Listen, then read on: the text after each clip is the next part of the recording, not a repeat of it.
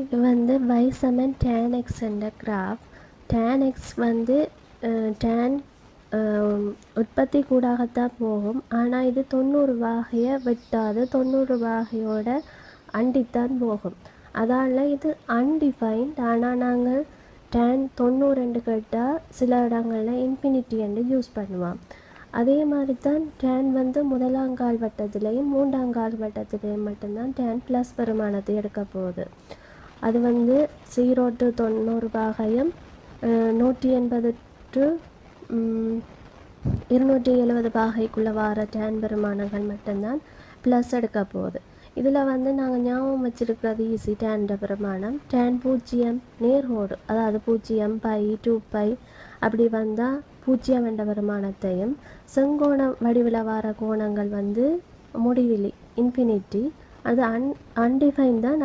நாங்கள் கணக்கு செய்யக்க இன்ஃபினிட்டி என்று தான் எடுக்க போகிறோம். சரிதானே? அதே மாதிரி tan 45 மட்டும்தான் உண்டு. மற்றது tan 30 tan 60 மற்ற பாகைகள் கணிக்கிறது முன்னுக்கே நான் சொல்லியிருக்கிறேன். இந்த கிராஃபை மட்டும் ஞாபகம் வச்சுருந்தா காணும். நீங்கள் அப்புறம் குழம்ப வேண்டாம். tan 0 இன்ஃபினிட்டியோ tan 5/2 இன்ஃபினிட்டியோ உண்டு. இந்த கிராஃபை ஞாபகம் வச்சுருந்தீங்கன்னா tan 0 tan 5/2 வந்து இன்ஃபினிட்டி என்று நாங்கள் ஈஸியாக ஞாபகம் வச்சுருக்கலாம்.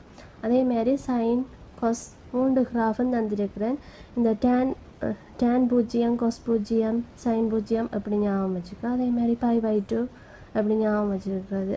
நேர்கோட்டில் வாரதுகளும் செங்கோணத்தில் வாரதுகளும் ஞாபகம் வச்சுருக்க கொஞ்சம் கஷ்டம் மூன்றுக்கும். அதால் நீங்கள் இந்த 3 கிராஃபை ஞாபகம் வச்சுருந்தீங்கன்னா உங்களுக்கு ஈஸியாக ஞாபகம் இருக்கும்.